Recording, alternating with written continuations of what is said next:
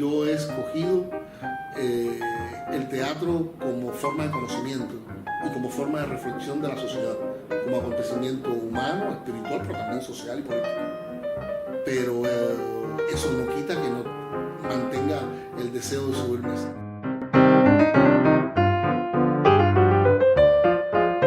Llegué a Miami en el año 2012. ¿En el 2012? Sí, en abril del 2012. ¿Directamente desde Cuba? Directamente desde La Habana. El teatro de Miami me estaba esperando porque yo vengo de una familia de teatristas y entonces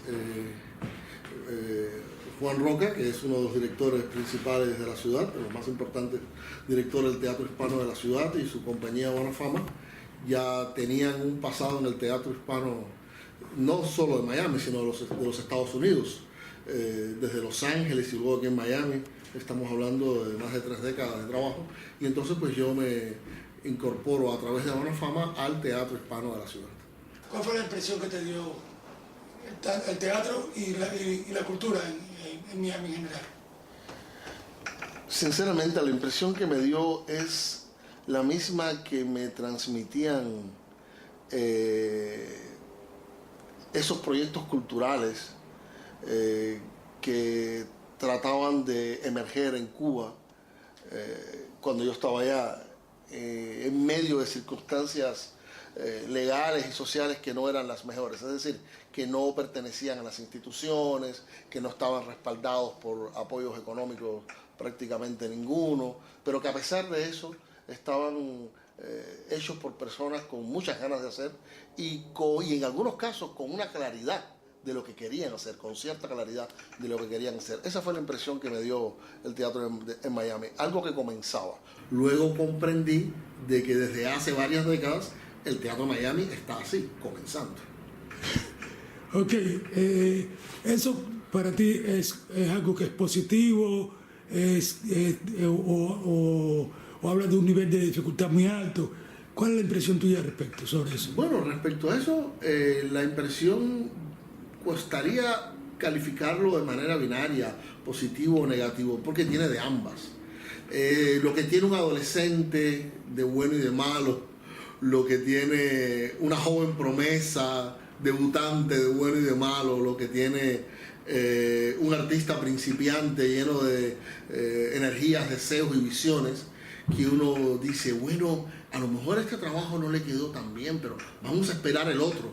Y así un poco vivimos en el teatro de Miami diciendo, bueno, este a lo mejor no es la gran obra de arte, pero quién sabe más adelante el próximo lo sea. Repito, esto después he constatado que desde que entró el teatro cubano con el exilio en Cuba viene sucediendo, obviamente con momentos de madurez en algunas décadas, como los 70 y los 80, y luego con momentos de depresión, como sucede, por cierto, en el teatro en todas partes del mundo. Ok, es decir, el teatro en Miami no está en su mejor momento. No es que no solo no esté en su mejor momento, es que ni siquiera está consolidado, porque para que haya teatro consolidado tiene que haber un movimiento teatral, tomando movimiento como una vida teatral estructurada, en el cual hay personas comprometidas con hacer el teatro y personas comprometidas con ver el teatro. Es decir, una cultura teatral de ambas partes, la cultura teatral de los artistas y creadores. Cuando digo cultura teatral, incorporo el elemento ético en eso, la cultura teatral de los creadores y la cultura teatral de los receptores, que son al final entrambos los que le dan sentido al hecho vivo del teatro, y falta de ambos lados. ¿A qué te refieres cuando hablas del elemento ético? Bueno, el elemento ético del teatro es un aspecto olvidado, yo diría olvidado por las generaciones más jóvenes que han sido herederos de corrientes que no les amparan desde el punto de vista filosófico y también desde el punto de vista ético.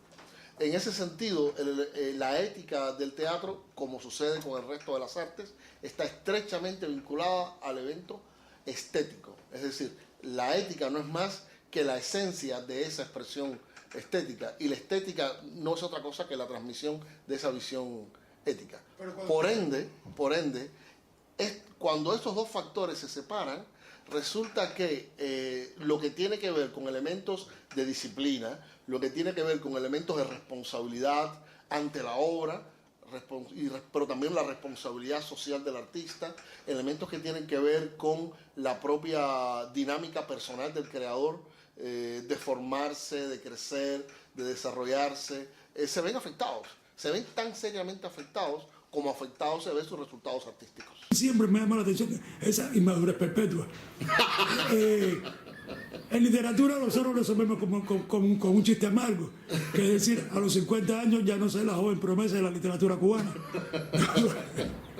Yo hago un chiste parecido, sí. No, entonces, mi amigo, un chiste parecido. Ya no eres una joven promesa. Entonces, el teatro, bueno, no ha madurado, pero bueno, es que va a madurar en algún momento.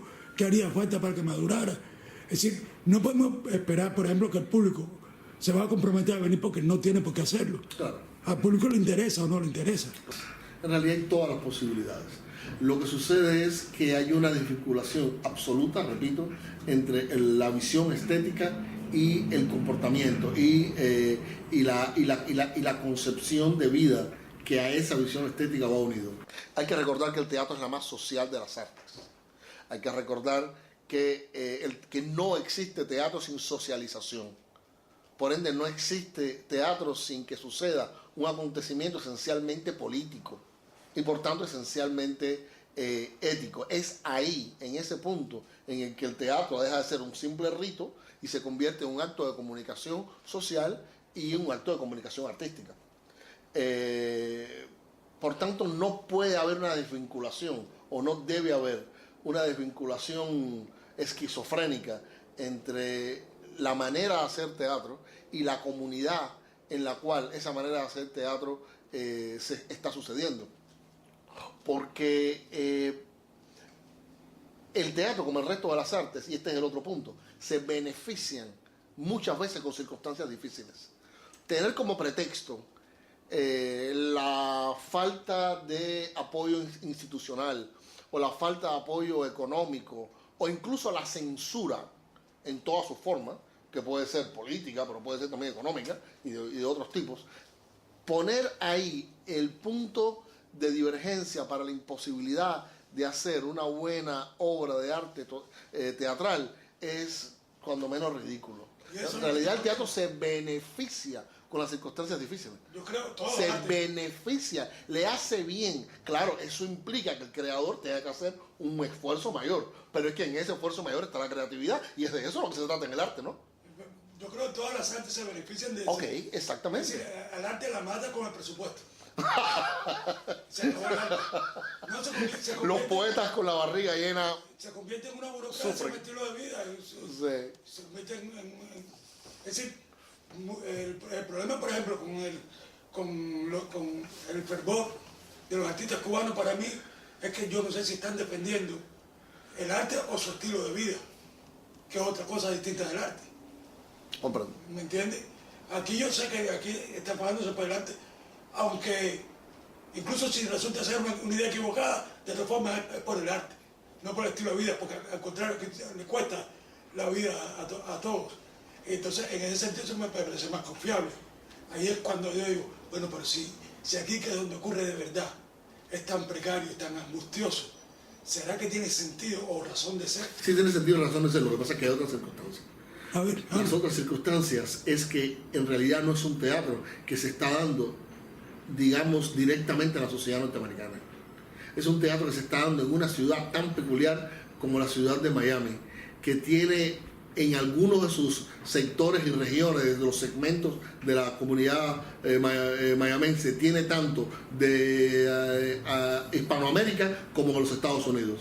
Hay que recordar aquí todos los chistes que hacemos sobre la cercanía que Miami tiene a los Estados Unidos. Entonces, hay que ver que ese teatro se está haciendo al interior de una comunidad que no es estable, que es cambiante, que le falta sedimento, que ha ido mutando, sobre todo después que, digamos, la efervescencia del exilio histórico cubano disminuye, en el momento donde llegan otras comunidades masivamente por las circunstancias de sus países, otras comunidades hispanas. Obviamente eso le ha ido dando un giro paulatino al teatro de Miami, que otra vez nos estamos dando cuenta de que volvemos a empezar. Entonces vemos que estamos en ciernes en un sentido estructural y en un sentido institucional, pero por otra parte vemos cuántos talentos llegan. ¿Cuántos talentos llegan de esos países que obviamente no logran todavía enrumbarse hacia una obra definitiva?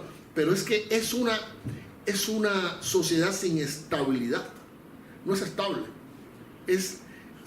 Carece entonces, por otra parte, ¿no? Carece de una política cultural coherente con esto. Cuando uno revisa la política cultural de la ciudad de Miami, creo que esto lo he dicho en otras ocasiones, lo que encuentra es una especie de, déjame decirlo para que no suene tan crudo, pero es una especie de internacionalización turística del producto cultural. Es decir, las personas que dicen que no hay cultura en Miami son personas que hacen el ridículo, porque en Miami hay muchísima cultura y muy variada, tanto como las lenguas que se hablan, tanto como las comunidades que hay. Es decir, eso no tiene sentido. Sin embargo, si hay una cosa, los grandes eventos culturales, no solo teatrales, de la ciudad no están dirigidos al interior de la ciudad, sino al exterior de la ciudad. La Feria del Libro, el Festival Internacional de Teatro de Miami, el Festival de Cine Asociado. Es decir, no son eventos que están en una dinámica de diálogo intenso con la producción local, vamos a decir con lo mejor de la producción local. Más bien están a la espalda y están funcionando en un rango de internacionalización, de visibilización social de la ciudad en el área, en los Estados Unidos y en el mundo, que hace de Art Basel, por ejemplo, un evento súper interesante. Pero Art Basel no te da una idea de lo que está pasando en las artes plásticas de la ciudad, si es que tú no te sales del circuito y te vas a otras galerías y a otros espacios. Ok. En el caso de Art Basel no le interesa. No le interesa en ningún caso. No le interesa tampoco el Festival Internacional de Teatro. No le interesa posiblemente a los otros eventos culturales que se hagan en la ciudad. Es decir, realmente no le interesa porque la política cultural no va dirigida ahí, va dirigida a otra cosa, okay. Va a despegar hacia otra cosa. Cuando tú hablas de política cultural, ¿a qué te refieres exactamente? Me estoy refiriendo a la lógica de dinamización de la vida artística y de la vida social que se realiza desde las instituciones, en este caso específicamente desde el gobierno de la ciudad. Disculpa, no solo de la ciudad, ahí me he equivocado, al gobierno del condado. Pero entonces está hablando de la dinámica económica de la ciudad. Bueno, la dinámica económica como expresión de una idea de la ciudad. El problema es que Miami vive del turismo, no de otra cosa. Claro. ¿Me entiendes? Es decir, ni siquiera del comercio, sino del turismo. Claro, pero ahí viene la trampa. La trampa es que como vive el turismo, pongámonos en función del turismo. Sí. Pero entonces, ¿qué hacen los turistas? Porque yo lo he visto. He vivido en la pequeña Habana durante todo el tiempo que he vivido en los Estados Unidos. Entonces yo veo a los turistas, algunos por cierto, turistas norteamericanos, que vienen a la pequeña Habana para, conocer la vida cultural de la ciudad. La vida cultural de la pequeña Habana, dentro de esa lógica institucional de la que estamos hablando, se reduce a la calle 8, desde la avenida 17, posiblemente hasta la avenida 13, donde está el monumento a la brigada 2506. Eso es todo la pequeña Habana. Esa es la pequeña Habana turística. Entonces dicen, pero no hay más. Pero por supuesto que hay mucho más. Pero ese mucho más está invisibilizado. Espérate. También tú tienes que tener en cuenta algo. El flujo turístico, mayormente norteamericano, que recala en Miami, está hecho a la cultura norteamericana. Uno piensa, por ejemplo, en Las Vegas y piensa que es una super ciudad enorme, que es el San Remo del juego, y llega y es una calle principal con 4 hoteles y una cuadra a un lado y otra cuadra al otro, nada más que eso. Sí, claro, y lo mismo podríamos decir de Broadway. Lo mismo podría decir Broadway, que es una calle. Por supuesto, y el Paseo de la Fama de Hollywood. Claro. Hollywood es una calle. Claro, pero no es de eso lo que estoy hablando. Lo que estoy hablando es de la construcción cultural de esa calle. No responde realmente a los parámetros de la vida hispana de la ciudad. Ok. En lo absoluto. Ok.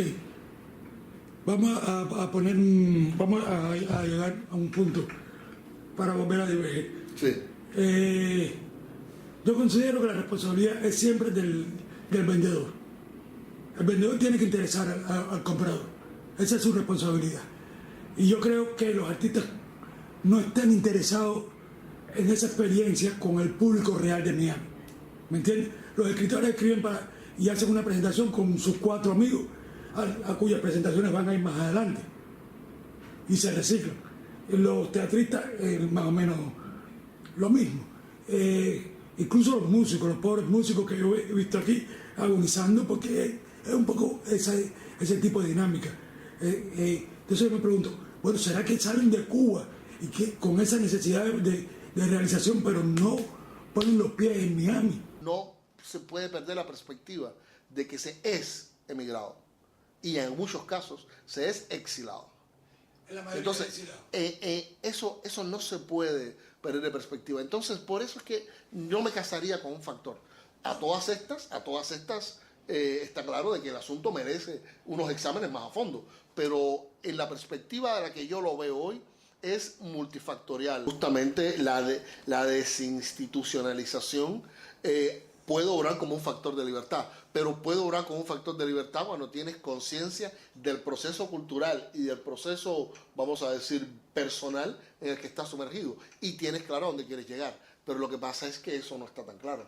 Lo que no está tan claro, por eso te digo que esa es la otra parte del asunto. La otra parte del asunto es, no me lo has preguntado, pero te lo digo, que los teatristas no han sido capaces de pensar el teatro desde una lógica económica, lo cual no implica hacer teatro comercial solamente. Esa es una variante y hay algunos que ya lo están haciendo de una forma coherente y no les está saliendo mal. Es decir, hay teatristas, vamos a decir, muy aventajados, hispanos en la ciudad, de diversas nacionalidades, orígenes hispanoamericanos, que han encontrado desde el punto de vista de la lógica del teatro comercial, que no implica mal teatro en lo absoluto, y no necesariamente teatro superficial, es solo teatro que es un producto para consumir. Y punto. No es un teatro que pretende un más allá. Pero en algunos casos los niveles de calidad, pues toca ciertos fondos, toca ciertos temas, se mueven ciertos paradigmas culturales que cuestionan. Es decir, tampoco es algo tan de epidermis, ¿no? Pero el problema es que esa no es la única lógica, porque podemos hablar de tantos teatristas en toda la evolución del teatro que han buscado una lógica económica acorde a las circunstancias comunitarias en las que están viviendo. Y el problema es que aquí eso es lo que no se ha encontrado. Pero esa lógica económica tiene que estar conectada, por eso hablaba del elemento ético, esa lógica económica tiene que estar conectada con tu idea estética. Porque tú no puedes buscar una lógica de construcción económica que vaya en contra del tipo de teatro que quieres hacer, porque entonces esa es la esquizofrenia a la que creo que me refería antes. El problema es el siguiente, aquí viene el otro problema, que suena un poco obvio, pero en realidad basta, es la falta de formación. La falta de formación teatral y la falta de formación socioeconómica. No diría que la socioeconómica, porque teatral... En Cuba tenemos demasiada excesiva. No, pero hay muchas personas que hacen teatro acá que no tienen formación. Es decir, yo diría que la mayor parte, a un 80, 90%, a lo mejor exagero, pero es una mayoría.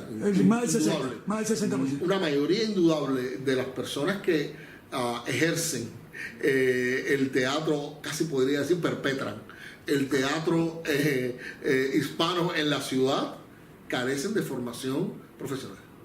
Y eso es un punto de importancia, porque cuando falta la formación profesional, aquello puede tender o bien al ombliguismo, al onanismo, al espíritu deportivo, al evento que es muy importante en el teatro, que es el evento festivo, yo y mis amigos, yo y mi papá y mi mamá, y los amigos que vienen a aplaudirme, la gente del trabajo. Entonces, no es que eso esté mal, el problema es que si detrás de eso no hay un acto creativo, bueno, tal vez no estemos ganando el tiempo. Lamentablemente no puedo decirte mucho de los premios de escena de Miami porque son premios muy jovencitos. Ellos también son muy jovencitos en el contexto juvenil del teatro de Miami porque acaban prácticamente de surgir.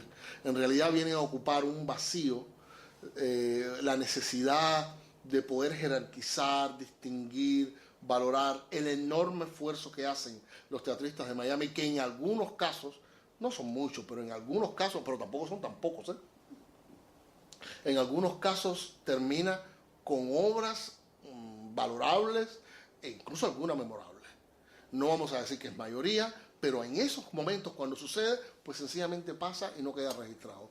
En estos momentos de tanto desarrollo informático del mundo, en esta sociedad tan tecnológica, en estos momentos donde ya hay varias plataformas de teatro streaming en Europa y aquí en los Estados Unidos, todavía no hay algo parecido en el teatro hispano en general en los Estados Unidos. Y lo asombroso es que nosotros aquí en Miami quisiéramos decir, oh, el teatro hispano de Nueva York, o el teatro hispano de Chicago, o el teatro hispano de Los Ángeles, donde hay también una trayectoria de décadas de teatro, de muchas décadas, porque hay comunidades hispanas asentadas allí de mucho tiempo.